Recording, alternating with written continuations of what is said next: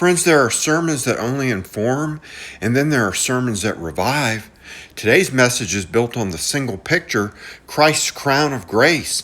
And the picture is this: He wears a crown of thorns. Now, a thorn crown looks like defeat, but grace never stays on the surface, friends. That thorn crown blooms like winter's rose. Winter looks finished to the eye, yet it's only waiting on God. In the same way, when your life feels cold, when your sky feels quiet, something true may be working beneath the surface. My song says, "A silent storm beneath the sky's repose." That is the gospel. From a distance, it can look calm, while underneath, God is doing a work that we cannot do, enduring, carrying, completing. And friends, notice what the crown means. Christ didn't wear it because he was surprised by pain. He wore it because his love was determined. He wears the weight of whispered prayers.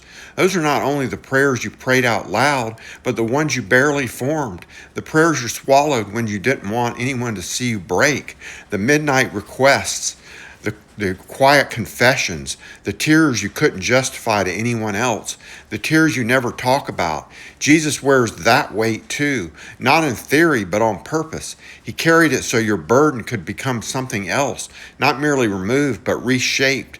Because the cross is not only suffering, it is transformation. My song calls it a tree of scarlet flame. A tree gives life, a flame burns. Scarlet speaks of redemption. So the cross becomes the place where mercy takes root and refuses to die. Roots deep in mercy calling my name. Grace calls you, friends, not with shame, not with pressure, but with a voice that reaches where you feel unworthy. And his hands are the harbor in the raging sea.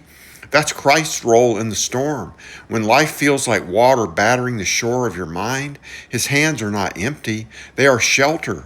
They are refuge. They are a willing tide that sets me free, praise Jesus. Friends, don't let the world teach you to interpret pain as proof that you're forsaken. The gospel teaches you to interpret pain as the ground where God plants rescue.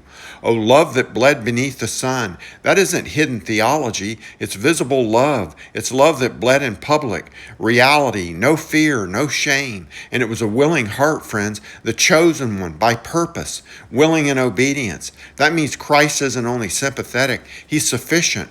When guilt accuses you, the blood answers. When despair insists you're alone, the harbor holds. When your conscience says you can't come close, the crown of grace says come forevermore. And friends, that is why the garden matters. My song says the garden breathes in a sacred sigh. That's resurrection language. Grace was sown and it never dies. Grace doesn't end at the cross. The garden proves it. His soul is a flame that lights the night, not a flicker that disappears when you look away, but a beacon burning pure and bright so the night doesn't get the final word. The cross plants mercy. The garden grows. The beacon keeps shining. Amen?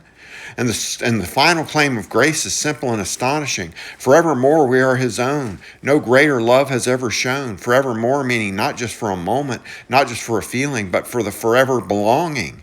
So friends, we do not cling to God as though he might reject us. We cling to him because he already bled to claim us. Therefore, today we stand under the crown of grace, not crushed by thorns, but carried by mercy, not undone by the storm, but anchored in the harbor. And because the love bled, because grace lives, because Jesus rose, friends, we sing forevermore. Amen.